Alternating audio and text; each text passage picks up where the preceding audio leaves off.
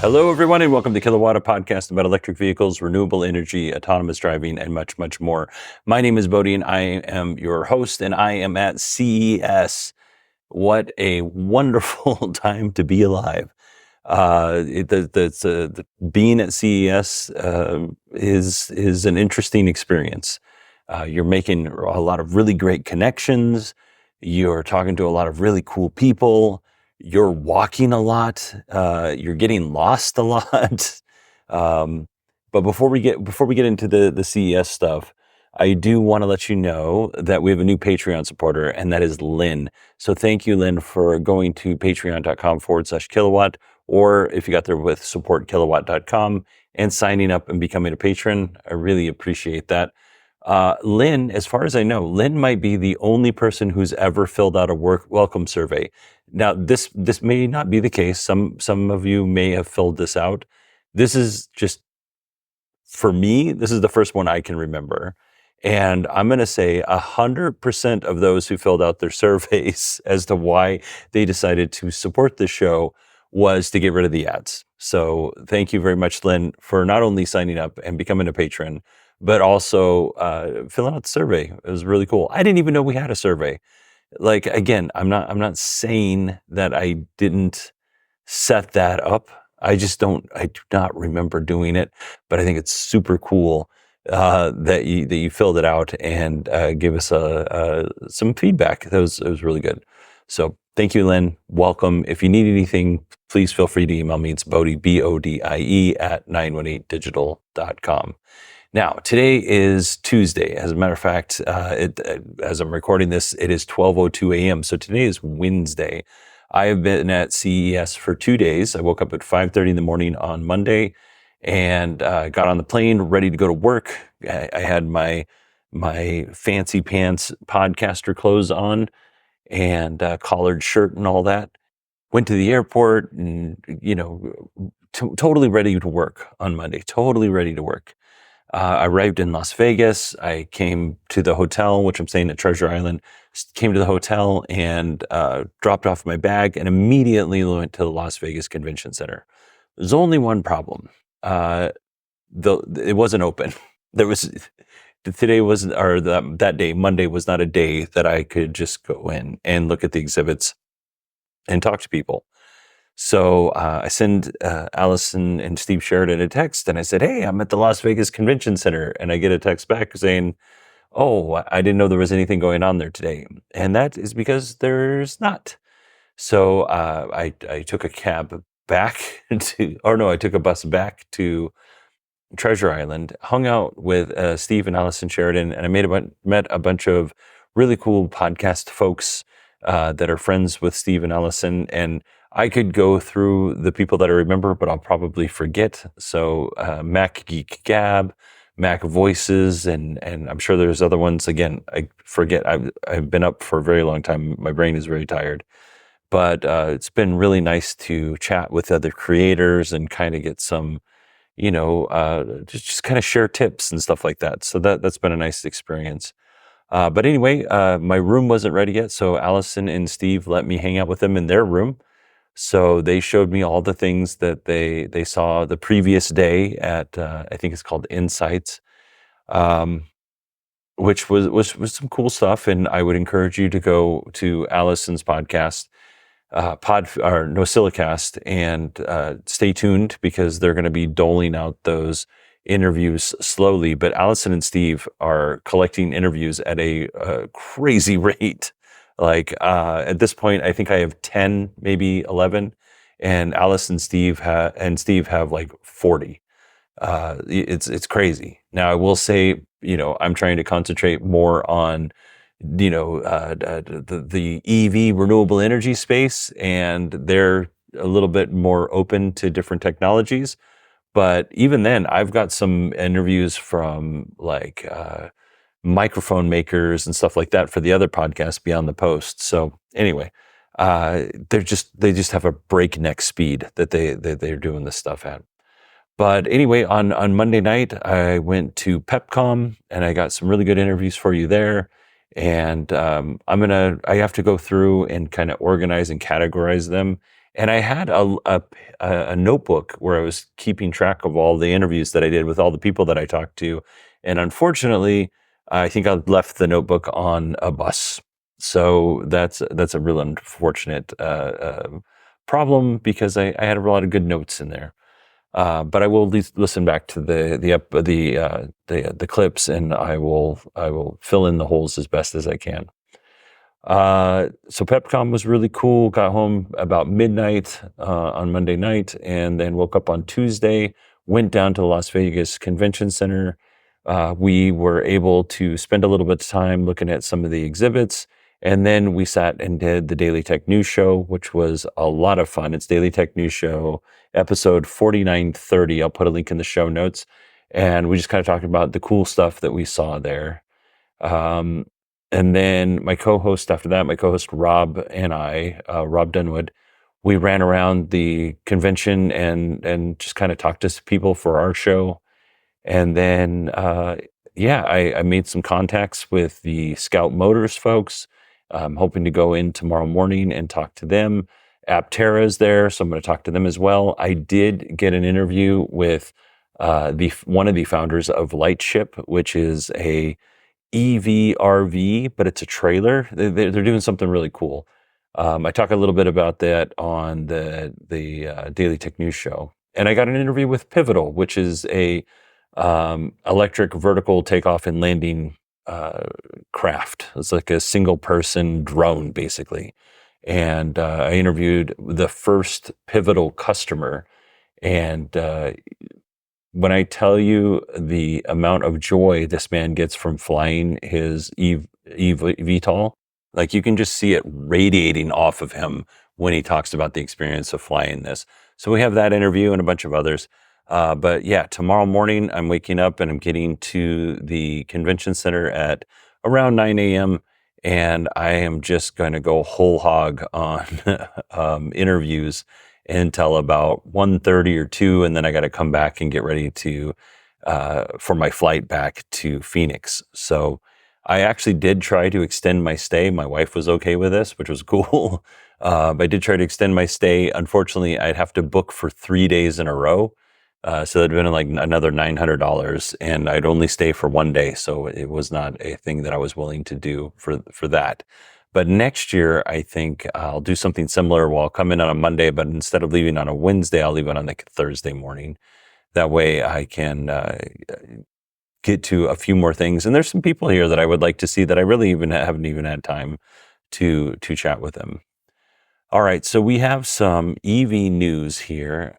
I'm gonna, and it's not a lot of EV news. There is a lot of EV news in the cycle right now, but I'm going to try to keep this a little bit scaled down a little bit because I have an interview with the EcoFlow folks, the battery maker EcoFlow, and I wanted to share that with you today, right after we talk about the EV and Tesla news. So let's start it off. Kia is recalling 23,000 EV9s in the United States. The issue is that some of the vehicles affected may be missing bolts that hold the seats in place. Doesn't mean that it is, it just that means that it may be. And this could affect 2024 and 2025 models. As of right now, no reports of crashes due to this problem or injuries or fatalities. Owners will be notified by Kia via mail of the recall and how to get that done at the dealer. Obviously, this is not an over-the-air update for this particular issue. Moving on to Lucid Motors, Lucid has started delivering their new Lucid Air Gravity, fully electric SUV. And just kind of as a side note here, when I was walking back from one of the events today, I actually saw a Lucid Gravity driving by. So I didn't get a great look at it because it was nighttime and it kind of just zoomed by. But I noticed the body styling and it said Lucid on the back. So I thought, oh well, that must be obviously that's the Gravity. It's a cool car, cool looking car from what I saw of it. Initially, deliveries are going to employees and family and friends of employees, and I'm guessing investors like the Crown Prince is Saudi Arabia probably is getting one if he hasn't already gotten one. Other reservation holders are coming. You just be patient. If you're a reservation holder, you will get your Lucid in a decent amount of time here.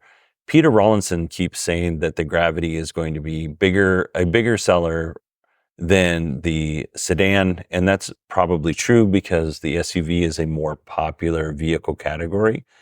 But right now, this car starts at $94,900 and maxes out at $126,500. That's with every option turned on, right? That's a pretty spendy SUV, even still, right? I don't think that the Gravity will outsell the Air in 2025. It might be like a split down the middle, 50-50, but I don't think we're going to see the Gravity outsell the Air. Not because it's not more popular or not because people don't want it. It's just I don't think that Lucid's going to get manufacturing up and running that fast. And we'll talk about some Lucid delivery numbers here in just a moment. But I do think the Gravity is going to be a good product for them. I don't know if it's like a savior product for the company, right? If they didn't have all this money coming in from Saudi Arabia, would Lucid still be around if they had the Gravity? And the answer is I don't think so. Just to give you an idea, the Mercedes EQS is, a 3-row electric SUV. It starts at $104,000 and tops out at $137,000. Mercedes has only sold 6,296 of those vehicles as of October 2024. So that's not that many. I don't think that is going to keep Lucid afloat. Now, the benefit that Lucid has is they have a giant piggy bank in the Saudi wealth fund, but at some point in time, Saudi Arabia is going to want to return on their money. So we'll keep an eye on this and see what happens. I really hope Lucid, does well. I'm not trying to say that I don't want them to do well. I just think that their products are so ridiculously priced, and they're quality products. Like, don't get me wrong. I'm not saying that they're not worth the money, but they need to have something that's under like $70,000 and preferably around $50,000 to really kick off their, the success of their business. I don't think they're going to do that by selling a few Lucids here and there. And we'll get into delivery numbers in just a second. But before we do that, let's talk about a new feature that Lucid has. Lucid has a Hey Lucid feature, which is an AI assistant. So you say, Hey Lucid, and then you follow that with any command that you would expect to say while driving a car. Lucid is actually using SoundHound's voice assistant to do this, and I'm going to try and get an interview with them tomorrow. But I think SoundHound is one of the most underrated voice assistants out there. If you remember right around the time that Apple bought Siri, SoundHound came out with their iPhone app, and it was groundbreaking because you could ask it a question, and then you could ask it a follow-up question. And at that time, voice assistants like Siri were basically ask the question, and then it forgot 2 seconds later what you had asked it. And then if you asked a follow-up question, it wouldn't know what you're talking about in some cases.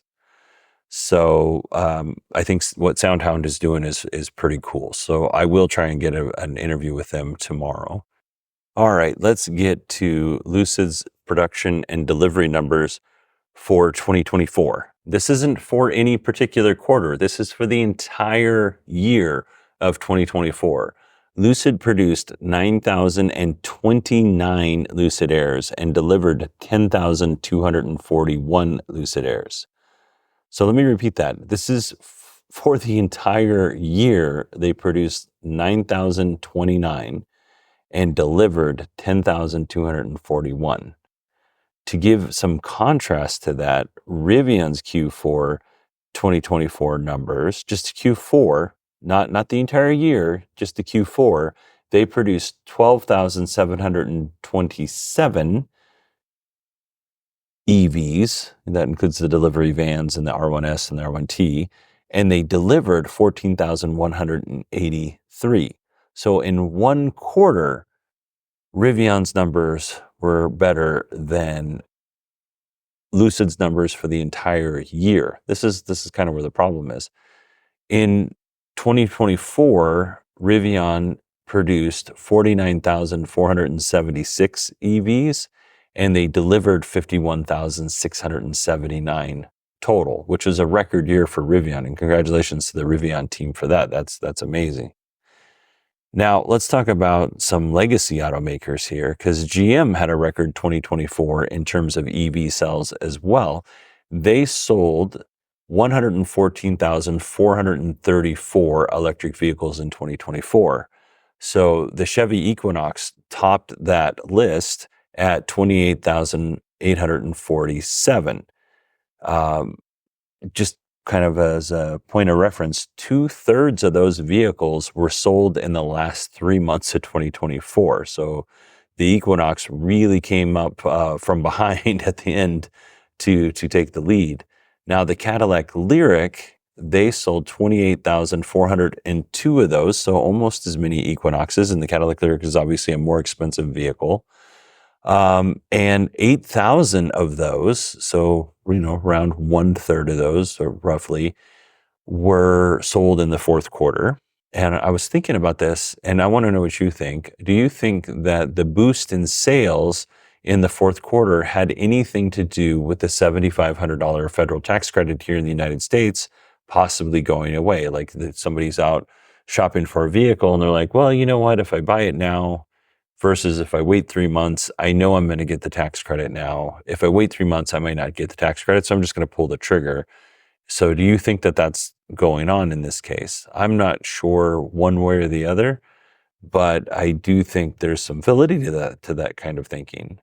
And then the third place for GM was the Chevy Blazer at 23,115 EVs. And if you remember, that the Blazer had some software issues. So in December of 2023, they paused the sale of the Blazer and they didn't start it back up again until March of 2024. So I wouldn't be surprised to see the Chevy Blazer in the top spot next year. Now, as far as the other EVs that the GM is selling, we're looking at 14,000 of the Hummer EVs, and that vehicle starts around $100,000, the SUV and the pickup truck. So 14,000 of those is quite a lot. The Chevy Silverado EV sold 7,428, and they sold 1,788 GMC Sierra EVs. So, and you know what? They have the Bright Drop vans, which are now under the Chevy moniker or Chevy's control, I guess. The Bright Drop vans delivered 1,529. Now, if you're like me, it's like, oh, well, those numbers don't equal, the 100,000, 114,434 or electric vehicles sold in 2024. Well, that's because some of those are hybrids. So GM really sold 76,262 EVs, and then the rest were hybrids. And then that brings us to Ford's EV sales numbers. Ford sold 285,600 electrified vehicles in 2024, which is up 38% year over year. 97,865 of those were fully electric. So Ford's still outperforming GM in terms of sales on the EV side, the pure EV side. And the fully electric vehicle sales are up 34% year over year, so not too shabby. If you remember right, earlier in the year, Ford did some pretty aggressive pricing for EVs. So I don't know if while the numbers are decent for Ford, I don't know if they're making any money on their EVs, but they're keeping those sales up. They sold 33,510 F-150 Lightnings, 51,745 Mustang Mach-E's, and they sold 97,865 of the E-Transit vans. So not too shabby. In terms of where EVs are going in 2025, I think we're going to see continued growth in EV sales. Cox Automotive thinks that 1 in 4 vehicles sold in the United States in 2025 will be electric. I am not that optimistic. I do not think the number will be even close to that high, but we'll see. Okay, that is it for our EV news. Now, I'm not going to give a Patreon plug because we've already talked about Patreon. You know where to go if you want to support this show. I'll leave it at that. All right, let's get to Tesla's delivery numbers. First of all, big congratulations to the Tesla team because they have sold over 7 million EVs or vehicles, if you just want to get it, because Tesla only sells EVs. So that is quite a milestone. So congratulations to the team on that. Now, in terms of Q4 2024 numbers, the Model 3 and Y, they produced 436,718 of those, and they delivered 47,930 Model 3s and Ys. So pretty good numbers. The other category, which includes SX, Cybertruck, and Semi, although I'm not sure how many Tesla semis are selling at this point, they produced 22,727 of those vehicles, and they delivered 23,640.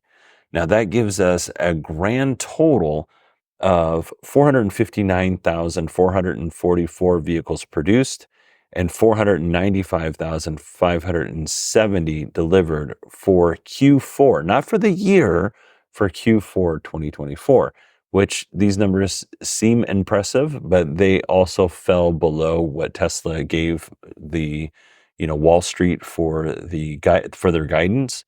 But I still think they're pretty decent numbers just in general. If you look at the other EV companies out there, Tesla's still killing it. Now, if you look at 2024 as a whole, Tesla produced 1,679,338 Model 3s and Ys, and they delivered 1,704,093 of those same vehicles. So that's pretty impressive. In terms of other vehicles, again, SX, Cybertruck, and Semi, they produced 94,105 of those vehicles and delivered 85,133. There is or was a decline in deliveries year over year. A lot is being made about this, but I'm going to tell you that the decrease or the decline is like a percent. It's not very much. It's not the end of the world.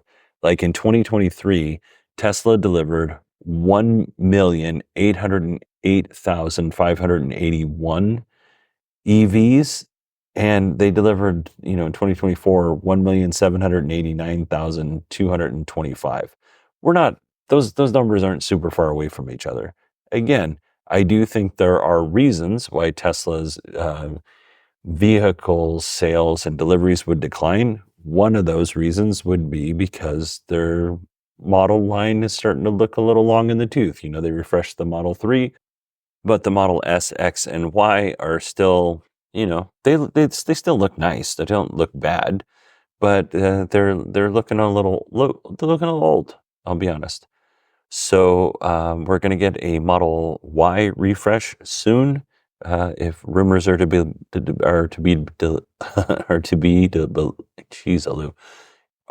believed, if we're going to believe the rumors, then we're definitely going to see a refresh of the Model Y. But I don't know if that's enough. And then the other reason, whether you agree with Elon's politics or not, that doesn't make people very happy. And even if you do agree with Elon's politics, the way he conducts himself lately, people are finding very off-putting. So even if you believe all the stuff that he's saying, the way that he is going after people and talking and some of his other beliefs are causing strife, even amongst the people who agree with him. So that is also maybe a little bit of a problem. But I don't know that this is a thing that we need to worry about right now. 1% decline, not a big deal. We'll see where we are in the next, quarter and the quarter after that, and we'll just kind of track it. But where we're at right now, I don't think we should be throwing our hands up and panicking for sure. Tesla has started pushing out FSD supervised 12.6 to hardware 3 vehicles. Tesla said that they were going to do this by the end of the year, and they did. They just like in the nick of time, they did it right before the end of the year. A few of the features that you can expect to find in 12.6. End-to-end on highway. I have no idea what this means. I'm guessing it's end-to-end navigation on the highway, but they didn't give any indication. Improved city streets behavior, which reduces false slowdowns and improves obstacle avoidance. Customizable speed profiles, which apply to roads and highways with 50 miles an hour or 80 kilometers per hour or higher speed. Earlier and more natural lane change decisions. I love this. I would love to have that in my vehicle when I get the trial. Redesigned controller for smoother and more accurate tracking. Don't know what that means. Max speed update, where autopilot determines the suitable speed within your allowed limits. So some of these features are actually version 13 features that people with hardware 4 have. It's become clear that we're not going to see a full self-driving on hardware 3. Like they're really struggling. Now it's cool that they're getting some of these options in there, and I commend Tesla for not giving up on hardware 3 entirely. And I do think in the past they have said that if you paid for full self-driving, they will upgrade your computer for free. But they also said in the past that they would not be able to upgrade your computer because it was completely different. So, whatever, whatever you believe there, I guess is fine. Then that leads us to our final Tesla story. And this comes from Joseph. Free supercharging when you purchase a Cybertruck Foundation Series. There are conditions you need to order after December 27th, 2024, which we're past that. The free supercharging is not transferable. So if you sell your vehicle or give it to somebody, you will not be able to keep that free supercharging, or they won't be able to. Another disqualification for you is if you use your supercharger or use your Cybertruck for taxi services, ride sharing, or delivery services, you will not qualify for this promotion. And if you're purchasing the vehicle for business purposes, you don't qualify either. And then, of course, used vehicles don't. If you do qualify, the owner is responsible for any idling fees or congestion fees. And then if you remember, the Cybertruck came with a power share adapter, so you can do bidirectional charging on your house or bidirectional power on your house. It doesn't come with that. You'll just get the free supercharging. You don't get the voucher for the install and the equipment and all that stuff.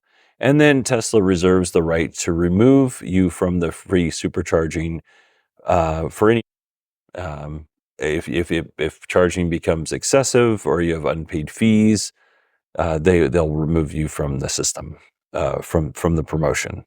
So, and I think most of that is fair. All right, everybody, that is it for me. Now, I did say we were going to have an interview, and we will. We're going to have an interview here in a moment. But before we go, I want to give you my email address. It's Bodine, BODigital.com. I want to encourage you to email me any of your thoughts or anything like that, because I want to hear from you. You can also find me on Twitter at 918digital. And my ears, it's now 12:37 a.m. and I got to wake up early.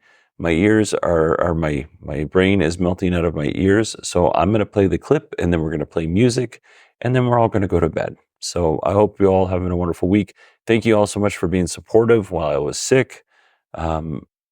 Really do appreciate you all for letting me, helping me come here and participate in CES. The Patreon supporters definitely helped pay for this trip. But if you listen to the show with the ad feed, the Patreon supporters were not covering the entire trip. This is just time I go and eat something, it is $30. If you get a cup of coffee, which I don't have coffee in my room, I don't have a coffee maker in my room, which sucks.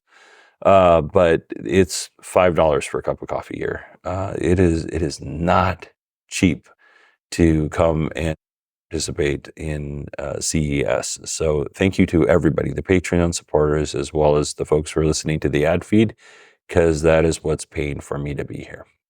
All right, without further ado, let's go ahead, and I'm blanking on the person's name at the moment, so let's go ahead and welcome, I think his name is Ryan. I could be wrong. Let's welcome somebody from EcoFlow to the show. All right, I'm here with start over, because I put both your names together. Yeah.